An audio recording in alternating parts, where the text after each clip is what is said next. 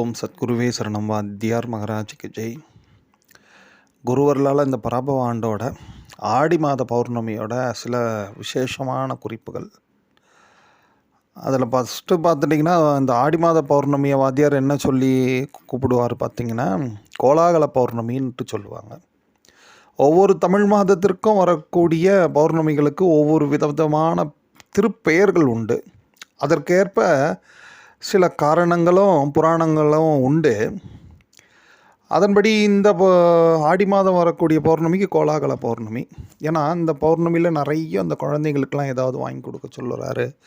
நம்மளும் ஒரு ஒரு உற்சாகமாக இறை வழிபாடில் ஈடுபாடு பண்ணணும் அப்படின்னுவார். இது பொதுவான விஷயம். இந்த ஆடி மாத பௌர்ணமி பொதுவாகவே எப்படி வரோன்ட்டு பார்த்துட்டிங்கன்னா, அதுக்கு இன்னொரு திருப்பெயர் ஒன்று உண்டு. அதுதான் குரு பூர்ணிமா அப்படின்ட்டு சொல்லுவாங்க. வியாச பூர்ணிமா அப்படின்ட்டும் சொல்லுவாங்க. வியாச பௌர்ணமி அப்படின்ட்டு. அந்த நாளில் நம்ம எவ்வளவுக்கு எவ்வளோ முடியுமோ ஜீவாலயங்களெல்லாம் போய் தரிசனம் பண்ணுறது மிக மிக உத்தமமான விஷயமா இருக்கும். பொதுவாகவே ஒரு விஷயம் என்னென்னா,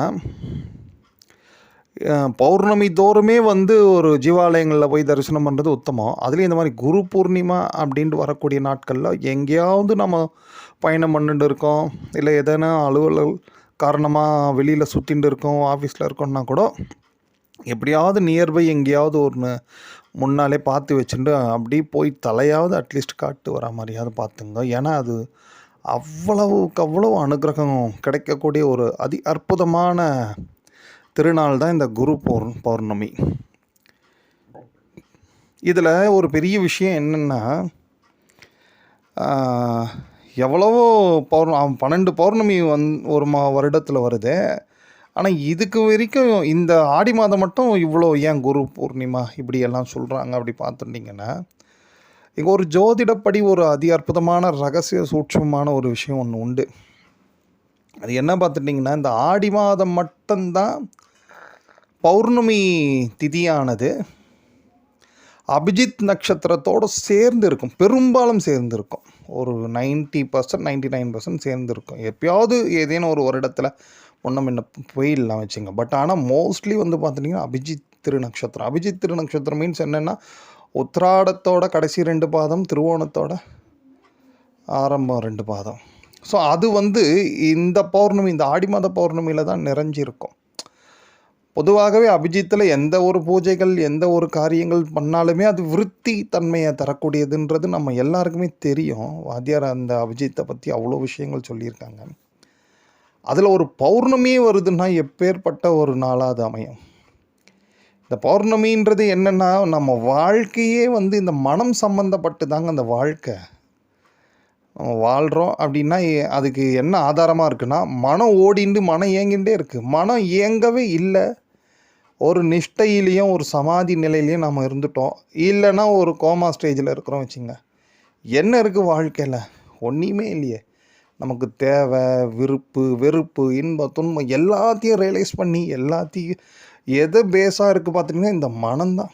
இந்த மனதுக்கு அதிபதியாக விளங்கக்கூடிய அந்த பௌர்ணமியில் நம்ம பண்ணக்கூடிய பூஜைகள் அனைத்துமே என்ன விதமான பலன்கள் பார்த்திங்கன்னா, ஃபஸ்ட்டு இந்த மனசுக்கு ஒரு ஸ்டேபிலிட்டி, ஒரு ஸ்திரமான தன்மை. ஏன்னா மனம் என்ன பண்ணுன்னா, சந்தோஷம் அப்படியே துள்ளி குதிக்கும், துன்பம் அப்படியே துவண்டு போயிடும். அந்த ஒரு நிலையிலிருந்து மீண்டு வருவதற்கு தான் இந்த பௌர்ணமி பூஜைகள்லாம் மிகப்பெரிய ஒரு உதவியாக இருக்கும். ஸோ அதன்படி பார்த்துட்டிங்கன்னா, அதுவே அந்த ஒரு பௌர்ணமியை அபிஜித் திருநக்ஷத்திரத்தோடு சேர்ந்து வரும்போது அது விசேஷமான குரு பௌர்ணமியாக இருக்குது. அந்த நாளில் நம்ம பண்ணக்கூடிய பூஜைகள் அனைத்திற்குமே பன்மடங்கு பலன்கள். அதுலேயும் குறிப்பாக ஒரு விஷயம் ஒன்று உண்டு. இந்த ஆடி மாத பௌர்ணமியானது புதன்கிழமை இரவு ஒரு 8 மணி வரைக்கும் இருக்கும். அப்புறம் அந்த மாலையில் உங்களுக்கு ஒரு 3-4 மணிக்கு மேலேயே உங்களுக்கு திருவோணம் திருநக்ஷத்திரம் வந்துடும். திருவோணம் புதன்கிழமை ப்ளஸ் பௌர்ணமி, இது எல்லாம் சேர்ந்து இருக்கும். அந்த வேலையில் நம்ம ஒரு வீட்டில் சத்தியநாராயண பூஜைன்ற ஒரு அற்புதமான பூஜை, வாய்ப்பு இருக்கிறவங்க பண்ணுங்கள். தெரிஞ்சு நீங்கள் நெட்டில் போட்டாலே வரும். ரொம்ப பவர்ஃபுல்லான அனுகிரகங்க அது. அது எவ்ரி பௌர்ணமிக்கே வாத்தியார் ஈவினிங்கில் பண்ணணும் அப்படின்றாரு. பட் ஆனால் அதுவே புதன்கிழமை திருவோணம் எல்லாமே பெருமாளுக்கு உகந்த ஒரு கிழமை நட்சத்திரம் இதெல்லாம் வரும் பொழுது அந்த நாளை நம்ம மோஸ்ட்லி வந்து பயன்படுத்திக்கிறது ரொம்ப பெரிய அனுக்கிரகம் நிச்சயமாக உண்டு. எதுவுமே தெரியாதுப்பா எங்களுக்கு.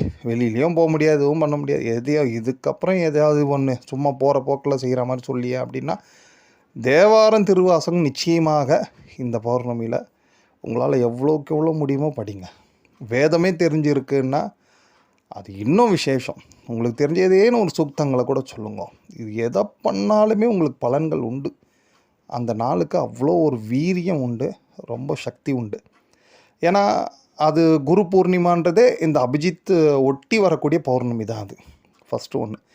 இதில் சரி அபிஜித் ஒட்டி வருது, அது Guru Purnima, every things okay. பட்டு இந்த வருடம் என்ன ஏதாவது சம்திங் ஸ்பெஷல் இருக்கா அப்படி பார்த்தாச்சுன்னா ரொம்ப அதிகமாக ஸ்பெஷல் ஒன்று உண்டு. அதுதான் அந்த குரு பூர்ணிமான்னு சொல்கிற பாருங்க, அந்த குரு பகவான் அவர் உச்ச வீட்டில் இருக்கக்கூடிய வருடம் இது, இந்த பராபவ ஆண்டு. இதுக்கப்புறம் இந்த மாதிரி ஒரு பௌர்ணமி 12 வருஷத்துக்கு அப்புறம் தான் வரும். இந்த குரு பௌர்ணிமாவில் குரு பகவானே உச்சமாக இருக்கும் சமயமானது. அப்போ எவ்வளோ ஒரு ரேர் காம்பினேஷன்ட்டு பார்த்துங்க. அதுலேயும் சூரியன் குரு சேர்ந்தாலே குறிப்பாக கடகம் சிம்மம் இதிலலாம் அவங்க 2 பேரும் சேர்ந்துருந்தால் மிகப்பெரிய ராஜயோகத்தை தரக்கூடியவங்க. குரு பகவான் அஸ்தமனத்திலிருந்து வெளியில் போகக்கூடிய காலம் வேறு இது. அதனால் ரொம்ப மிகப்பெரிய அனுக்கிரகம் உண்டு. நிச்சயமாக குருவருள் திரண்டு இருக்கக்கூடிய ஒரு அதி அற்புதமான பௌர்ணமி தான் இது. ஆனால் இந்த பௌர்ணமியை சாதாரணமாக ஏதோ அப்படி நினச்சிடாதீங்க. இதை முறையாக பயன்படுத்திங்க. இந்த பௌர்ணமியில் இன்னொரு ஒரு அதிமகா சூட்சமான ஒரு விஷயம் ஒன்று உண்டு. இந்த பௌர்ணமியோட விஷயம் பார்த்துட்டிங்கன்னா, இந்த பௌர்ணமியில் பிரீத்தி யோகம் அப்படின்ட்டு ஒரு யோகம் இருக்கும். 27 யோகங்களில் அது ஒன்று. அந்த விஷ்கமும் பிரீத்தி, அந்த பிரீத்தி யோகமும் பௌர்ணமியும் சேர்ந்து இருக்கக்கூடிய ஒரு அதி அற்புதமான வேலை இது. அந்த வேலையோட விஷயம் என்ன அப்படி பார்த்தாச்சுன்னா, இங்கே திருவான்மியூர், சென்னையில் திருவான்மியூர் மருதீஸ்வரர் கோயிலில் ஒரு 108 லிங்கங்கள் இருக்கும் குட்டி குட்டியாக. அந்த லிங்கங்களில் நீங்கள் பார்த்துட்டிங்கன்னா, ஒரு மகாமுனிவர் வந்து ஐக்கியமான தினம்தான் இந்த பௌர்ணமி கூடிய பிரீத்தி யோகம் கூடிய பௌர்ணமி. அந்த மகாமுனிவர் பேர் கலைக்கோட்டு மாமுனிவர். இவர் ரொம்ப மகா விசேஷமான எல்லாம் நம்ம சொல்கிறோம் பாருங்க, சூரிய சந்திரர்கள் சாட்சியாக தான் எல்லாமே நடக்குதுன்ட்டு. அந்த சந்திர பகவானோட வரலாறே இவர் சாட்சியா, இவர் முன்னிலையில் தான் அந்த சந்திர பகவானோட வரலாறே நடந்தது அப்படின்றார் வாத்தியார். அப்போ இந்த முனிவரை நாம் நினைக்கிறதும் சரி, அன்றைக்கி அந்த நாளில், ஏன்னா இதே மாதிரி ஒரு பௌர்ணமியானது மறுபடியும் பிரீத்தி யோகத்தில் வருமானது ரொம்ப ரேர் தான். அன்றைக்கி முடிஞ்சவங்கெல்லாம் அங்கே போயிட்டு அந்த கலைக்கோட்டு மாமுனிவர் மனசில் நினச்சின்னா அந்த 108 ஒரு லிங்கத்தில் அவர் இருக்கார். நினச்சாலும் சந்திர பகவானோட மிகப்பெரிய அனுக்கிரகாசி திரண்டு கிடைக்கும். ஸோ அந்த ஒரு விஷயமும் உண்டு. தானங்களில் நீங்கள் முடிஞ்ச அளவுக்கு இந்த நெய் சேர்ந்த பச்சரிசி சாதத்தை வந்து மானசீகமாக வேதபுரீஸ்வரர் அவருக்கு நெய்வேத்தியம் பண்ணி தானம் பண்ண சொல்கிறாரு. எப்படி உங்களுக்கு வாய்ப்பு இருக்குன்ட்டு பார்த்துங்க. ஆனால் இந்த பௌர்ணமியானது 12 ஆண்டுக்கு ஒரு முறை வருவது மட்டும் இல்லாமல் பிரீத்தி யோகம் கூடிய மகா பௌர்ணமியாக இது இருக்கிறதுனால இந்த குரு பூர்ணிமா வழக்கம் போல் நினச்சி அதை மிஸ் பண்ணிடாதீங்க. குருவருள் திரண்டு இருக்கு. எல்லாருமே குருவருளுக்கு பாத்திரமாகும். ஓம்.